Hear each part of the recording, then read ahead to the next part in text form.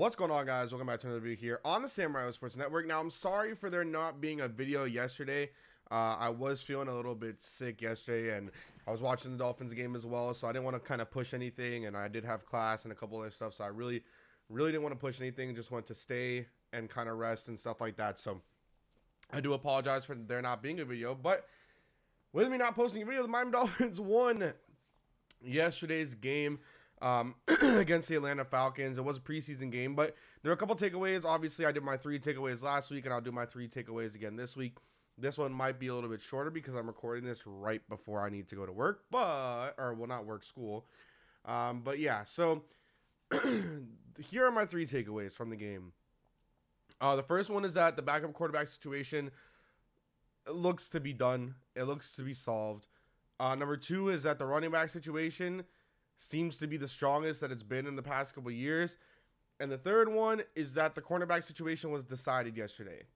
So quarterback and cornerback all decided yesterday, in my personal opinion. So we'll start with number 1. That's quarterback situation. Whether he was put in good field position or not, Brock Osweiler simply played better than David Fales. And if they were toe-to-toe in the head coach, Adam Gase's mind, if they were, toe-to-toe and everything else, that kind of signifies that with yesterday, even at the preseason, like I said, it matters sometimes, and that sometimes could have been yesterday.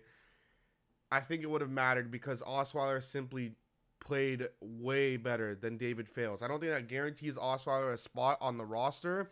I think that when cuts come, Fales could be the one that's cut, and then Osweiler could be cut if a better backup quarterback becomes available. But I think it's very simple, very easy to see that yesterday Brock Osweiler played miles and miles better than David Fales did. Now, Fales' interception wasn't his fault. It was ripped away from Isaiah Ford, but still, you could just tell in the demeanor, the way he was playing, the way the team played, the way the ball moved, everything seemed to flow better with Brock Osweiler yesterday than it did with David Fales. So I think that that's done and dusted, decided between the two.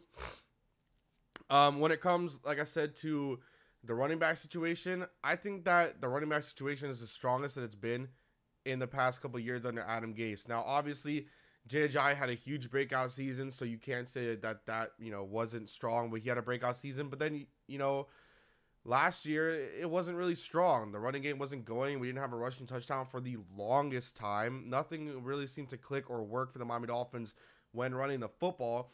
And now it seems like you got a very good running back, Kenyon Drake, coming out in his, second year from his breakout year last year.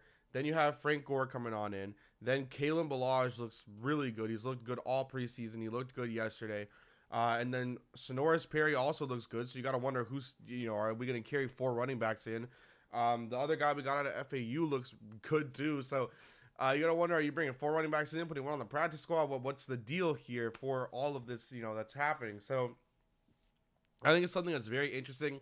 And it makes you wonder if they really do need Frank Gore with Kalen Ballage there. And Sonoris Perry, who's also, been good, but very interesting. You would assume with Sonoris Perry not playing last night that he has a spot on the roster. So you got to wonder about Ballage. But I think that Ballage being a 3rd-round pick, with Ballage being there, he's going to be the guy, pretty much, is what I'm saying. Not 3rd-round, 4th-round pick. But Ballage will be there. And obviously so will Jerome Baker, Mike Gesicki, Minka Fitzpatrick. Durham Smythe is also apparently supposed to be on the roster as well, but that's not running back wise. But yeah, that'll just be interesting. But I think the running back situation is the best that it's been in the past 3 years under Adam Gase, because you have a plethora of running backs that can do it for you at any given time. So I think that that's very interesting. And then the last point is that I think that the cornerback situation has been resolved.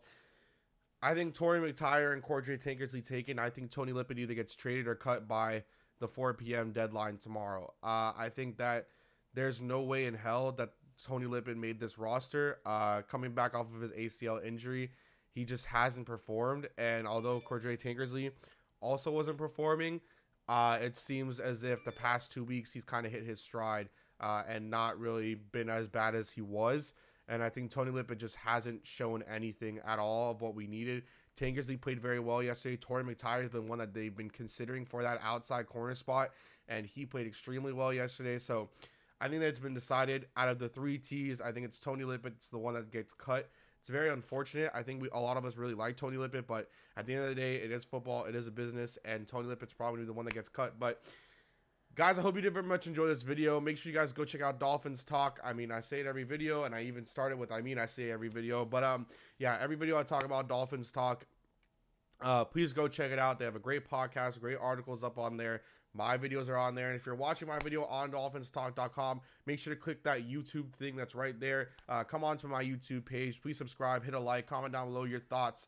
And as always, thank you for watching. I will see you guys next time. Make sure you like and comment. And as always, peace.